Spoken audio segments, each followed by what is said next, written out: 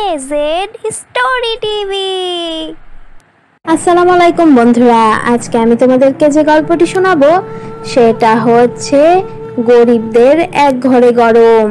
তো চলো বন্ধুরা দেখে আসি গরিবদের এক ঘরে গরমের গল্পটি। লুনা, বোনের দিকে খেয়াল রাখিস, ঠিক আছে? দুই বোনকে স্কুলে পাঠিয়ে দিস, আমি কাজে যাচ্ছি। আচ্ছা ঠিক আছে মা। আহা, সব কাজ তোমাকেই করতে হয়। আমি পঙ্গু না হলে সব আমি কাজই করতাম। এখন আর এসব বলে লাভ আছে বলো? আমার কাজের জন্য দেরি হচ্ছে। যে গরম পড়েছে, যেতে যেতেই আমার অবস্থা খারাপ হয়ে যায়। যে এক গ্লাস পানি খেয়ে নিও। ইস, তুমি বললে আর ওনারা দিয়ে দিবে? কোনোদিনও না। তারপরে ছোট মেয়ে একটি পানির বোতল ওকে ধরিয়ে দিল। বৌমা, পানির বোতলটা নিয়ে যাও, কাজে দিবে। ঠিক আছে মাজি, আপনি যখন বলছেন নিয়ে যাচ্ছি। ওনার মা একটি বাড়িতে কাজ করত। সেই বাড়ির মালিক অনেক ব্যবহার খারাপ ছিল। লুনার মাকে দিয়ে অনেক কাজ করাতো, কিন্তু অনেক কম টাকা দিত। লুনারা 3 বোন ছিল, আর দাদি ছিল, বাবা মা ছিল। ওরা এক ঘরেই সবাই থাকতো। ওই ঘরেই ওদের রান্নাঘর ছিল, আর ওই ঘরেই ঘুমোতে হতো। গরমের দিনে তাপের প্রখর অনেক হতো। ওদের চালটাও টিনের চাল ছিল। বাবা, ভাবছি আমিও কোনো কাজ যদি করি। না না, তুই পড়াশোনা করছিস, কোনো কাজ করা লাগবে না তোর। মাকে একটু সাহায্য করলে ভালো হতো না বাবা? আহা, যেটা বলছি সেটা শুন তো তুই। গরম অনেক বেড়ে গেল। ওদের বাড়িতে একটা ফ্যানও ছিল না। দুই বোন অনেক কান্নাকাটি করতো। দিদি, খুব গরম লাগছে। আহা, পাখায় যে হাত পাখাটা আছে, এটা দিয়ে তোরা একটু হাওয়া খা, ভালো লাগবে। আর বাইরে যা, বাইরে যেই গাছের নিচে বস, দেখবি গরম অনেক কম লাগছে। ঠিক আছে দিদি। এরপর দুই বোন বাইরে গেল। তারপরে ওদের আরো গরম লাগছিল। এরপর ওরা বাসায় চলে আসলো। দিদি, বাইরে তো আরো বেশি গরম। এ কি গরম পড়েছে গো দিদি। হ্যাঁ, তাই তো দেখছি। স্কুল কলেজ সব বন্ধ দিয়ে দিল। মা এখনো আসছে না কেন? আজকে কোনো বাজার নেই। মাকে বললাম বাজার নিয়ে আসতে। তখনই লুনার মা এলো। এই নে, এই কিছু বাজারই এনেছি। একদম টাকা দেয় না আমার মালিক, কিছু বাজার দিয়েই চালা তুই। আচ্ছা ঠিক আছে মা। এরপরে লুনা রান্না করতে বসলো।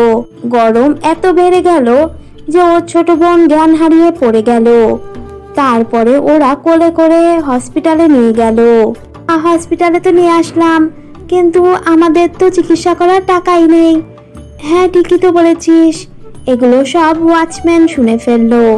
শুনুন, আপনারা ওকে পানি খাওয়ান, আর পুরো শরীরে পানি দেন। আসুন, আমার একটি রুম আছে, সেখানে একটু বসুন ফ্যানের নিচে। ওকে ঠিক করে নিয়ে যান। চিকিৎসার টাকা না থাকলে তো ডাক্তাররা কোনোদিনও চিকিৎসা করাবে না। তারপরে ওয়াচম্যানের কথা মতো ওরা করলো। এরপর কিছুক্ষণ পর লুনার বোন ঠিক হলো। তারপরে ওরা বাড়িতে ফিরে গেল। মা, কিছুদিন পরে তুমি অসুস্থ হয়ে যাবে, আমার কথাটা শুনো, আমাকে একটি কাজ ধরতে দাও। এরপর সবাই মেনে নিল। তারপর দিন লুনা একটি বাড়িতে কাজে গেল। আমি আগেই বলে দিচ্ছি, আমার বাড়িতে খুব গরম। আমার বাড়িতে অনেকজন মানুষও থাকে। এক ঘরেই আমাদের চুলা, সব কিছু, তাই অনেক গরম থাকে। আমাদের ঘরে কোনো ফ্যানও নেই। আচ্ছা ঠিক আছে, তুমি চিন্তা করো না, তুমি কাজ করো, আমি তোমাকে ঠিকঠাক টাকাই দিব। লুনা যে বাড়িতে কাজ করতো সেই বাড়ির মেয়েটা অনেক ভালো ছিল। ও কিছুদিন যাওয়ার পরে লুনাকে কিছু টাকা দিয়ে দিল। তারপরে লুনাকে একটি ফ্যানও কিনে দিল। তোমার টাকা দিয়ে বাজার করো, আর আমার টাকা দিয়ে আমরা একটি ভালো ঘর ভাড়া নেই। 2 রুমের ঘর নেই, যেখানে রান্নাঘর আলাদা থাকবে, আর যেখানে শোবো সেটা আলাদা থাকবে। ঠিক আছে লুনা। তারপরে ওরা একটি ভালো ঘর ভাড়া নিল। এরপর ওই ফ্যানের বাতাসে ওরা অনেক আরাম করেই ঘুমাতে পারত। তো তোমরা দেখলে বন্ধুরা, এক ঘরে গরিবদের গরমের গল্পটি। এই গল্পটি ভালো লাগলে লাইক করো, আর কেমন লেগেছে এটা জানাতে কমেন্ট করো। আর হ্যাঁ বন্ধুরা, আমাদের এজেড স্টোরি টিভিকে সাবস্ক্রাইব করো। আল্লাহ হাফেজ।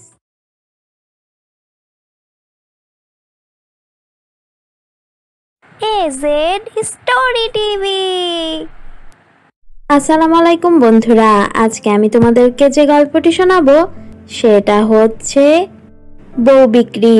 তো চলো বন্ধুরা দেখে আসি টাকার জন্য বউ বিক্রির গল্পটি। আরে আরে তোমরা কি করছো? তাড়াতাড়ি করে মিশাও, মিশিয়ে দেখো, ভালো করে কাজ করো। স্যার, এত যদি মিশাই বিল্ডিং তো ভেঙে পড়বে। আরে তোমাকে বেশি কথা বলতে বলেছি? তুমি তো আমাকে ভিখারি বানাবে রাস্তার। আমি যেভাবে বলছি সেভাবে করে বিল্ডিং এর জিনিসপত্র তুমি মিক্স করো। আর 2 নাম্বার ইট এনেছো তো? হ্যাঁ স্যার, এনেছি। ও ছিল মুকেশ। মুকেশ ছিল একটি বিল্ডার। ওর অ্যাপার্টমেন্ট বানানোর বিজনেস ছিল।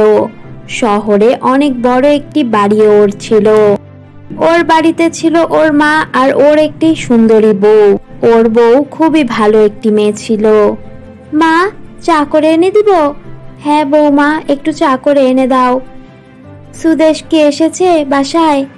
না মা, এখনো আসেনি, ওনার তো রাত হবে আসতে। ঠিক আছে, তুমি শুয়ে পড়ো খেয়ে। না মা, ওনার জন্য অপেক্ষা করব। আচ্ছা ঠিক আছে আমার ভালো বউটা। কৃতিকা খুবই ভালো একটি মেয়ে ছিল। ও দেখতে যেরকম সুন্দরী ছিল সেরকম একটি সাংসারিক মেয়ে ছিল। কিন্তু ওর স্বামী জীবনে একটি জিনিসকেই খুব পছন্দ করত, সেটা হচ্ছে টাকা। টাকার জন্য ওর স্বামী যে কোনো কিছু করতে পারত। বিভিন্ন টেন্ডার নেওয়ার জন্য ও বড় বড় কর্মকর্তাদেরকে ঘুষ দিত, তারপরে টেন্ডার পাশ করত। এরপর ওর বিজনেসে মিক্স করে জিনিসপত্র তারপর বিল্ডিং বানাতো। প্রত্যেক দিন রাতে অনেক অনেক টাকা ও বাড়িতে নিয়ে আসতো আর সেগুলোর উপরে শুয়ে থাকতো। আহ, কতগুলো টাকা! টাকার গন্ধে আমার ঘুম চলে আসবে এখন। তুমি খেয়েছো? খাবার দিব তোমাকে? না, খেয়ে এসেছি। বলেছিলাম না ক্লাবে যাব, কথা কি কানে থাকে না নাকি? আচ্ছা ঠিক আছে। কোথায় যাচ্ছ সুন্দরী? এখানেই দাঁড়াও। দেখো, তোমার এই বেইমানির পয়সা আমার একদম ভালো লাগে না। তুমি কি ভালো কিছু করতে পারো না? একটা ভালো সৎ ব্যবসা এগুলো করো। এরকম 2 নাম্বারি করে কতদিন? কি বলছো তুমি? সামনের মাসে আমরা নতুন ফ্ল্যাটে উঠছি। নতুন ফ্ল্যাটে উঠবো? কিন্তু এই বাড়িটি তো তুমি বানালে 1 বছর হলো কেবল। আরে তুমি তো গরিবের মেয়ে, ভুলে গিয়েছিলাম। তোমার 7 কপাল, আমার সাথে তোমার বিয়ে হয়েছে। তোমাকে 1 বছরের মধ্যে আরেকটা নতুন বাড়িতে নিয়ে যাচ্ছি। এটা কি তোমার ভালো লাগে না? কৃতিকা কাঁদতে কাঁদতে ঘর থেকে বের হয়ে গেল। ওই দিন রাতে ও অনেক কান্না করলো। বৌমা, কান্না করছো কেন? কিছু না মা, কিছু না, এমনি চোখের ভিতরে কি যেন গেছে। কৃতিকা ওর কষ্টের কথা কাউকেই বলতো না। এদিকে সুদেশের বিজনেসে এত খারাপ কনস্ট্রাকশনের কাজ করার কারণে ওর নামে শুধু কমপ্লেন যেতে লাগলো। তারপর ও টেন্ডার পাওয়া বন্ধ হয়ে যাচ্ছিল। টাকা দিয়েও বিভিন্ন বসদেরকে কোনোভাবেই মানানো যাচ্ছিল না। না সুদেশ, এবার আর আমি তোমাকে কোনো সাহায্য করতে পারবো না। তুমি যত টাকাই দাও না কেন, তুমি নাম খারাপ করে ফেলেছো মার্কেটে। স্যার, একটা সুযোগ দিন স্যার। ও বিভিন্ন মানুষের অফিসে অফিসে দৌড়াতে লাগলো। টাকার নেশায় ও পাগল হয়ে গিয়েছিল। কৃতিকা, কৃতিকা, আমার টাকা! আমি টাকা চাই। আমি টাকা ছাড়া পারবো না থাকতে। এগুলো তুমি কি বলছো? এরকম করছো কেন তুমি? আমি বললাম তো, আমি টাকাকেই ভালোবাসি। টাকা এমন একটা জিনিস যেটা সকল কিছু দিতে পারে। আমি টাকা ছাড়া পারবো না থাকতে। ওর স্বামী পাগলের মতো হয়ে গেল। কৃতিকা ওর স্বামীর এমন একটি অবস্থা দেখে ও ঠিক করলো ও ওই অফিসগুলোতে যাবে। তারপর পরদিন ও একটি অফিসে গেল। কৃতিকাকে দেখেই মুকেশ নামের একটি লোকের মুখ দিয়ে লোল পড়তে লাগলো। কারণ কৃতিকা ছিল যেরকম সুন্দরী সেরকম ছিল ওর চুলগুলো ঘন। ওকে দেখতে অনেক সুন্দর লাগতো। কি সুন্দর মেয়েটা! কে এলো আমার অফিসে এটা? হ্যাঁ বলুন, কি হয়েছে? কি লাগবে আপনার? স্যার, স্যার আমি সুদেশের স্ত্রী। আপনি ওনাকে কন্ট্রাক্টটা দিচ্ছেন না, তাই এলাম। ওনার শরীরটা খুব খারাপ হয়ে গেছে, আপনি যদি একটু ব্যবস্থা করে দিতেন। তুমি বলছো তোমার জন্য যে কোনো কিছু করতে পারি আমি, কিন্তু তোমাকেও আমার একটা অফার মানতে হবে। কি অফার স্যার, বলুন আমাকে। আমি যে কোনো কিছু করতে পারি। ঠিক আছে, যে কোনো কিছু করতে পারবে তো? হ্যাঁ পারবো, বলুন কি কাজ, কি ধরনের কাজ করতে হবে? আমি তোমাকে কিনতে চাই তোমার জামাইয়ের থেকে। আমি তোমাকে আমার ঘরে রাখতে চাই। তুমি হবে আমার খেলার পুতুল। এটা শুনে কৃতিকা অনেক রাগ হয়ে উঠল। তারপর ওনাকে একটি চড় মেরে ওখান থেকে চলে গেল। তোমার এই স্পর্শ আমি পেয়েছি, এখন তোমাকে আমি কিনেই ছাড়বো। তারপর ওই বস ওর স্বামীকে ফোন করলো। এরপর ওকে একটি অফার করলো। সুদেশও টাকার লোভে ওর বউকে বিক্রি করার জন্য রাজি হয়ে গেল। এরপর কৃতিকা বাড়িতে গেল। কি ব্যাপার, তুমি এগুলো কি করছো? আমার জামা কাপড় এরকম গুছাচ্ছ কেন? কি, তুমি আজকে কি করেছো জানো? তুমি তুমি আমার টেন্ডারটা পাস করিয়ে দিয়েছো।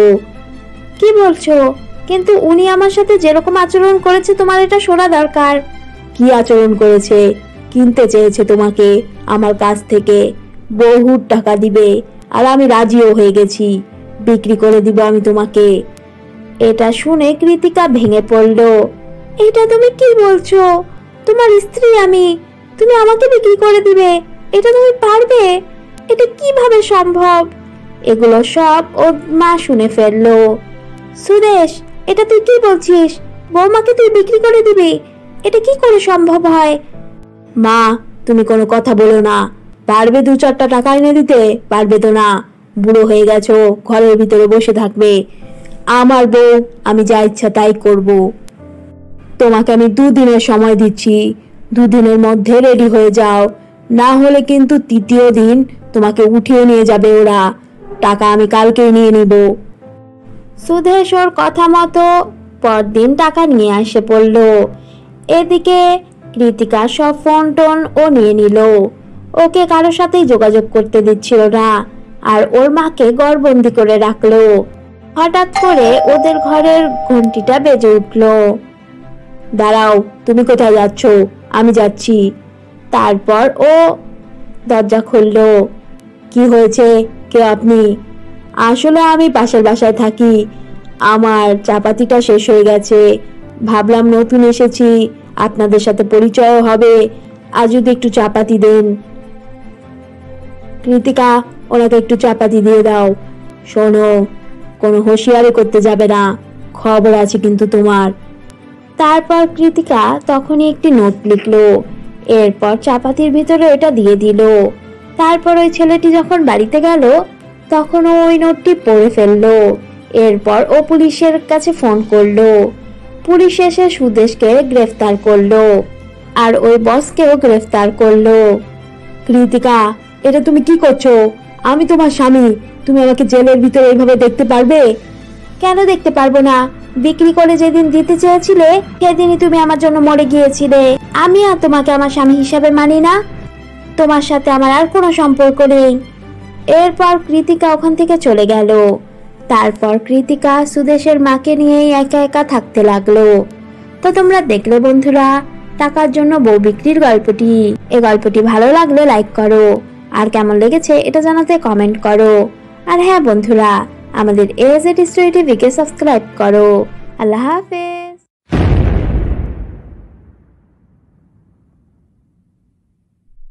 AZ story TV. আসসালামু আলাইকুম বন্ধুরা, আজকে আমি তোমাদেরকে যে গল্পটি শোনাবো সেটা হচ্ছে 2 সৎ বোন। তো চলো বন্ধুরা দেখে আসি 2 সৎ বোনের গল্পটি। এক গ্রামে রামু নামের একটি লোক বাস করত। রামুর অনেক জায়গা সম্পত্তি ছিল, আর অনেক বড় একটি বাড়িও ছিল। ওনার কোনো ছেলে ছিল না, 2টি মেয়ে ছিল।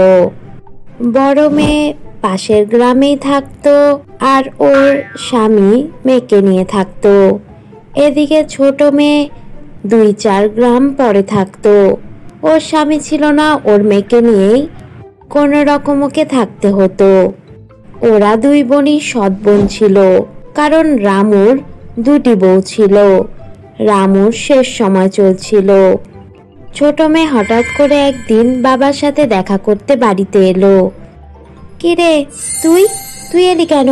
তুই জানিস না আমি বাবার বাড়িতে আছি? তুই একটু আমাকে শান্তিতে থাকতেও দিবি না নাকি? আমি চাই না যখন আমি বাবার বাড়িতে আসি তখন তুইও আসিস। দিদি, তুমি আমাকে সৎ বোন ভাবলেও কিন্তু আমি তোমাকে আপন বোনই ভাবি। তুমি আমাকে সৎ বোন ভেবো না। আচ্ছা ঠিক আছে, আমি বাবাকে দেখেই চলে যাব। তুমি কষ্ট পেও না। তুমি বেরাও কতদিন বাবার বাড়িতে। ওর বোন একটি মুখ ভেঙচি দিয়ে ওখান থেকে চলে গেল। তারপরে ওর বাবার সাথে ছোট মেয়ে দেখা করলো। বাবা, শরীরটা ভালো আছে তো এখন? আমি একটু জল খেয়ে একটু পরে চলে যাব। কেন চলে যাবি তুই? আমি তোকে পত্র লিখে এখানে আসতে বলেছি। তুই কেন চলে যাবি? তুই যাবি না। কেন বাবা, ও কেন যাবে না? ও না গেলে আমি থাকবো কি করে? আমি বলেছিলাম না ওর সাথে আমি থাকতে পারবো না। শোন, ও নিজের ইচ্ছায় আসেনি, আমি ওকে ডেকে নিয়ে এসেছি। কারণ আমার শেষ সময় চলছে।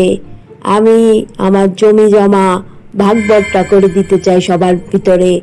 বাবা, আমি আগেই বলে রাখছি, আমি তোমার বড় সন্তান। পেলে সব থেকে বেশি আমিই পাবো।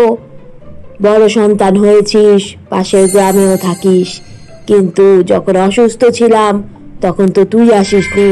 আমার ছোট মেয়ে এসে আমাকে দেখাশোনা করেছে। তাই আমি 100 বিঘা ওর নামে বেশি সম্পত্তি লিখে দিচ্ছি। আর ওর স্বামীও নেই। তোর তো ওকে বোঝা উচিত। বড় মেয়ে এটা শুনে অনেক রেগে গেল। তারপরে ওর মেয়ের হাত ধরে ওখান থেকে বের হয়ে পড়লো। এরপর ওর একটি মামা ছিল, ওর অনেক কুবুদ্ধি ছিল। সেই মামার বাড়িতে গেল। আরে ভাগ্নি, কতদিন পর এলে আমার বাড়িতে? হ্যাঁ, মামার কথা তো মনে পড়েই না। মামা আর কি বলবো, বিপদে পড়ে এসেছি তোমার কাছে। ছোটকে সব দিয়ে দিচ্ছে বাবা, আমাকে তো কম দিচ্ছে সম্পত্তি। এটা কি বলছো দুলাভাই? এটা একদম ঠিক করছে না। দাঁড়াও, আমি দেখছি। আমার বোন মারা গেছে, পরে আরেকটা বিয়ে করে আরেক সন্তান হয়েছে। সেটা আমরা আজ পর্যন্ত মেনে নেইনি, এখনো মেনে নিব না। কেন তোমার থেকে বেশি সম্পত্তি ওরা পাবে? মামা, সেটার জন্যই তো তোমার কাছে এসেছি। বলো, একটি বুদ্ধি দাও তুমি আমাকে। কি করা যায়? কি করলে আমি ছোট থেকে জিতে যাব আর সব কিছু পেয়ে যাব? শোনো, একটা বুদ্ধি দিচ্ছি তোমাকে, কানটা কাছে আনো, তারপরে বলছি। জোরে বললে দেয়ালেরও কান আছে, যে কেউ শুনে যাবে। এরপর ওর মামা ওকে একটি কুবুদ্ধি দিল। এরপর বড় বোন ছোট বোনের কাছে গেল। শোন না, চল, কতদিন ফুল পাড়তে যাই না আমরা। পাহাড়ে আমরা কত খেলতাম। চল দুই বোন আজকে একটু যাই। দিদি, তুমি আগের মতো আমাকে ভালোবাসো? হ্যাঁ রে, আমি সবসময় ভালোবাসি তোকে। একটু সব কিছুর জন্য মাথাটা গরম হয়ে গিয়েছিল। চল তো, চল এখন দুই বোন যাই। তারপর ওরা দুই বোন পাহাড়ের চূড়ায় উঠল। দিদি, আমার অনেক তৃষ্ণা পেয়েছে। দাঁড়া, আমি একটা পানি নিয়ে এসেছি, তোকে পানি দিচ্ছি। তারপর ওকে পানি খাওয়ালো। পানি খাওয়ার সাথে সাথে ছোট বোনের কেমন কেমন যেন লাগতে লাগলো। দিদি, আমার মাথাটা ঘুরাচ্ছে, কেমন যেন করছে। আমি ঠিক করে কিছু দেখতে পাচ্ছি না। এটাই তো আমি চেয়েছিলাম, তুই এখন মরবি। তোকে এখানে আমি মরার জন্য নিয়ে এসেছি। এই পানিতে আমি বিষ মিশিয়ে দিয়েছি। তারপরে ছোট বোনকে ও ধাক্কা মেরে পাহাড় থেকে ফেলে দিল। কিছুদিন পর ওদের বাবাও মারা গেল। এরপর ছোট বোনের মেয়েকে বড় বোন চাকরের মতো রাখতো। ঠিক করে খেতে দিত না, আর ছেঁড়া ফাটা জামা পরাতো। মাসি, আমাকে একটা ভালো জামা যদি কিনে দিতে এবার। ইস, এসেছে মাসি ভালো জামা কিনে দিতে। কোনোদিনও দিব না, বের হয় এখান থেকে। ও কাঁদতে কাঁদতে বাড়ি থেকে বের হয়ে পড়লো। তারপরে ওই পাহাড়ে যেয়ে বসলো। তখন ওখানে ও কাঁদতে লাগলো। সেখানেই একটি মুরগি এলো, আর মুরগির মুখে একটি ফল ছিল। কি ব্যাপার, তোমার কি হয়েছে? কাঁদছো কেন? তোমার অনেক কষ্ট আমি জানি। হ্যাঁ, আমার অনেক কষ্ট। তুমি কি করে জানলে? তুমি তো একটি মুরগি, আর তুমি আমার সাথে কথাই বা বলছো কি করে? কারণ আমি তোমার মা, আমার আত্মা এই মুরগির ভিতরে এসেছে। এই নাও, এই ফলটি খেয়ে নাও, প্রত্যেক দিন এখানে এসো, আমি তোমাকে ভালো ভালো খাবার খাওয়াবো। এরপর প্রত্যেক দিন ও পাহাড়ে যেত আর ভালো ভালো খাবার খেত। বাসায় যেয়ে ও আর কিছু খেতে চাইতো না। কিরে, কয়েকদিন ধরে দেখছি তোর মনে হয় ক্ষুধা মরে গেছে না খেতে খেতে, তাই না? হ্যাঁ মাসি, এরকমটি। শোন, ওর দিকে নজর রাখবি। দেখছি কিছুদিন ধরে অনেক হাসি খুশি থাকে। ঠিক আছে মা, তুমি এটা নিয়ে কোনো চিন্তা করো না। এরপর বড় বোনের মেয়ে ছোট বোনের মেয়েকে নজরে রাখতে লাগলো। তারপরে দেখলো একটা মুরগি ওকে খাওয়াচ্ছে আর অনেক কথা বলছে। তারপর ওর মাকে যে এটা বলল, মা, একটা মুরগি ওর সাথে কথা বলে, আর ও মা মা বলেই ওই মুরগিটিকে ডাকে। লতার এত বড় সাহস, তাই না? দেখাচ্ছি মজা ওকে। এরপর পরদিন ওরা পাহাড়ের ওখানে গেল। তারপর ওরা মুরগিটিকে ধরলো। এরপর মুরগিটিকে ওরা পোড়ালো। তারপর এটা ছাই বানিয়ে ওখান থেকে চলে গেল। আমার বোন যতবারই জন্ম নেক, আমি ওকে মেরে ফেলবো। তারপর ওরা ওখান থেকে চলে গেল। মা, তোমাকে আমি আবার হারালাম। তোমার ছাইগুলো আছে, এই ছাইগুলোকে আমি মাটিতে পুঁতে দেই, তাহলে যদি তুমি একটু শান্তি পাও। এরপর ওই ছাইগুলো ওর মেয়ে নিয়ে মাটিতে পুঁতে দিল।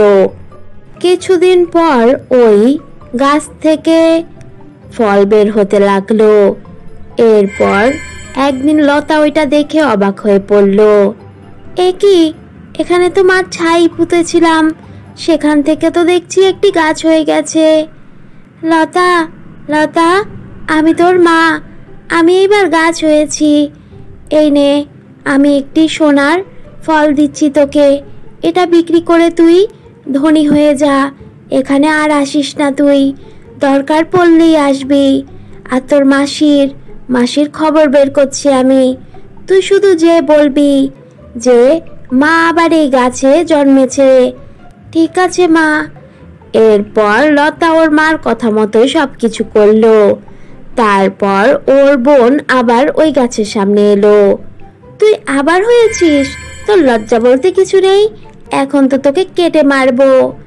তারপর ওর বোনের গাছ থেকে একটি লতা বের হয়ে ওকে আটকে ফেললো। দিদি, এইবার তুই আমার সাথে মরবি, তোকে আর আমি বাঁচতে দিব না। তারপরে ওর বোনকে চাপড়ে ধরে মেরে ফেললো। এইটা তুমি কি করলে? আমার মাকে কেন মেরে ফেললে? কারণ তোমার মা আমাকে মেরে ফেলেছিল, সেটার প্রতিশোধই আমি নিলাম।